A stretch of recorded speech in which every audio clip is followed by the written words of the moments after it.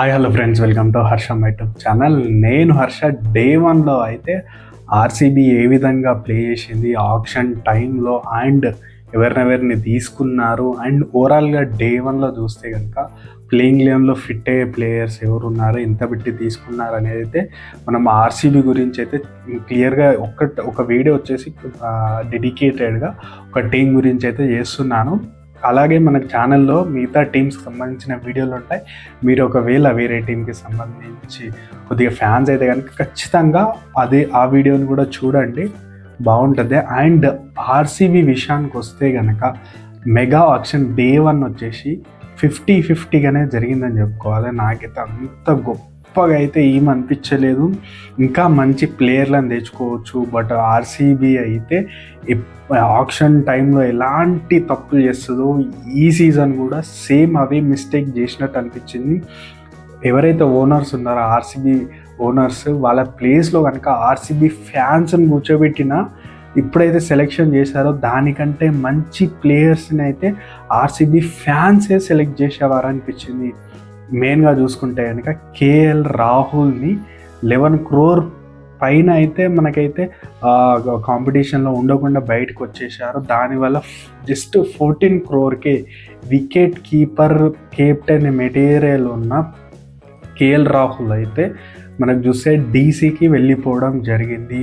And మన RCB పోస్టులు చూసినా, మన కేఎల్ రాహుల్ చూసినా నేను మళ్ళీ ఆర్సీబీ వెళ్తా అనే ఒక పాజిటివ్ ఇంటెంట్ని అయితే చూపించడం జరిగింది. బట్ ఆర్సీబీ అయితే తీసుకోకుండా పెద్ద మొండి చేయి చూపించిందని చెప్పొచ్చు కేఎల్ రాహుల్కి. అండ్ చాలామంది ఆర్సీబీ ఫ్యాన్స్కి ఇది నచ్చకపోయి ఉండొచ్చు. కేఎల్ రాహుల్ వస్తే బాగుండు, ఎందుకంటే మనం ఆల్రెడీ ఆర్సీబీ ఒక నిర్ణయం అయితే తీసుకుంది. ఏంటి, ఇప్పటి నుంచి అయినా సరే మా ప్లేయింగ్ లెవెన్లో ఇండియన్స్కి ఎక్కువ ప్రిఫరెన్స్ ఉండేటట్టు చూసుకుంటామని ఒక నిర్ణయం చెప్పింది లాస్ట్ టైమే. బట్ ఆ విధంగా వెళ్ళలేదు అనిపించింది. మీరు ఆక్షన్ మొత్తం చూసినా సేమ్ చాలా మిస్టేక్ చేసిందని చెప్పొచ్చు.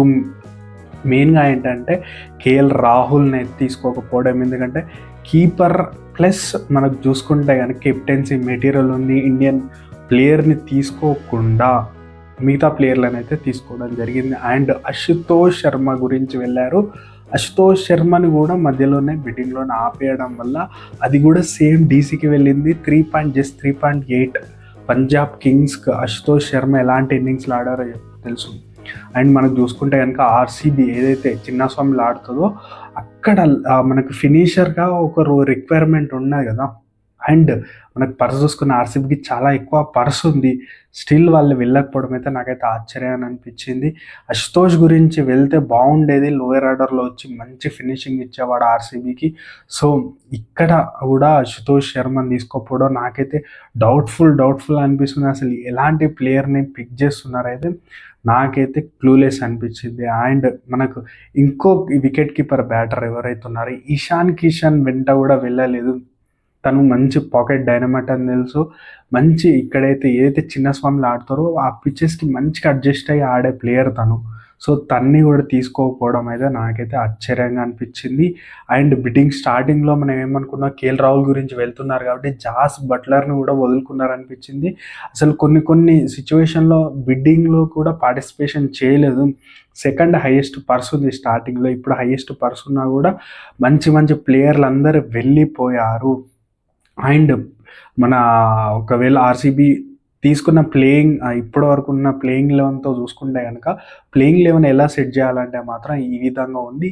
సాల్ట్ గురించి అయితే వెళ్ళాడు. సాల్ట్ కేకేఆర్ లాస్ట్ సీజన్ మంచిగా ఆడు, మంచి ఫామ్లో ఉన్నారు, అదొక పాజిటివ్ అని చెప్పొచ్చు. దానికి తోడుగా మనకు చూసుకుంటే కనుక పార్ట్నర్గా కోహ్లీ ఓపెనింగ్ చేస్తాడు.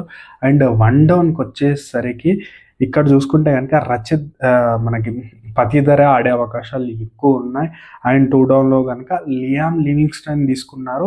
అది కూడా మంచి మూవ్ అనిపించింది.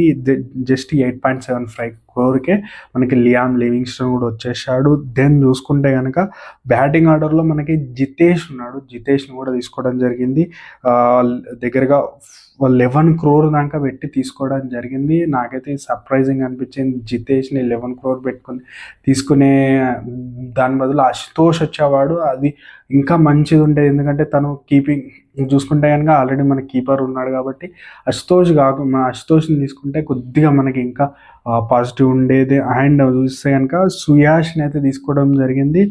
అండ్ రసిక్ దార్ కూడా మంచి పిక్ అని చెప్పొచ్చు. స్లో బాల్స్ వేస్తాడు, కొద్దిగా ఫాస్ట్ బౌలింగ్.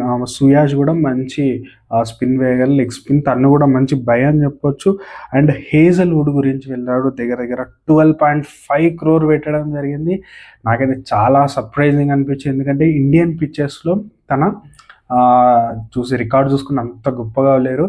అండ్ ఇక్కడ చూసుకుంటే కనుక ప్రిఫరెన్స్ ఎక్కువగా ఇచ్చింది మాత్రం ఫారినర్ ప్లేయర్స్కి. ఏమన్నా చూసుకున్నా, సాల్ట్ చూసుకున్నా, హేజల్వుడ్ చూసుకున్నా, అండ్ మనకి ఇంకో ప్లేయర్ ఉన్నారు కదా హేజల్వుడ్ చూసుకున్న, లియామ్ లివింగ్స్టన్, సాల్ట్, ఇట్లాంటి ప్లేయర్లకి ఎక్కువ కన్సిడరేషన్ చేసి డొమెస్టిక్ అండ్ ఇండియన్ ప్లేయర్స్కి మనం ఆర్సీబీ అయితే ఎక్కువ ఎంకరేజ్మెంట్ ఉంటుంది ఈ సీజన్ అని చెప్పారు. బట్ అదైతే నాకు కనిపించలేదు, చాలా సర్ప్రైజింగ్ అయితే అనిపించింది. సో ఆర్సీబీ డే 1 చూసుకుంటే కనుక 50-50 అని చెప్పొచ్చు. మంచి ప్లేయర్లను తీసుకోవచ్చు, బట్ వాళ్ళైతే వదులుకోవడం జరిగింది. సమద్ గురించి కూడా వెళ్ళారు, సమద్ని తీసుకున్నా బాగుండేది ఫినిషర్ రోల్గా, తన్ని కూడా వదిలేశారు. సో నాకైతే చాలా 50-50గానే ఉంది. ఆర్సీబీ అయితే ప్లేయింగ్ 11 ఇప్పటివరకు అయితే ఈ విధంగా ఉంది. మంచి ఇంకా చూసుకుంటే కనుక మొత్తం ఓవరాల్ ఇప్పుడు ఉన్న లిస్ట్ అయితే ఈ విధంగా ఉంది. సో ఆర్సీబీ డే 2లో ఏ విధంగా పర్ఫార్మెన్స్ చేస్తుంది, ఎలాంటి ప్లేయర్లను ఇంకా పెండింగ్లో ఉన్నారు కాబట్టి మళ్ళీ ప్లేయర్స్ని తీసుకునే అవకాశం ఉంది కాబట్టి డోంట్ వరీ. బట్ ఆర్సీబీ ఇప్పటివరకు చూసుకుంటే కనుక 50-50గానే చెప్పొచ్చు. Thank you.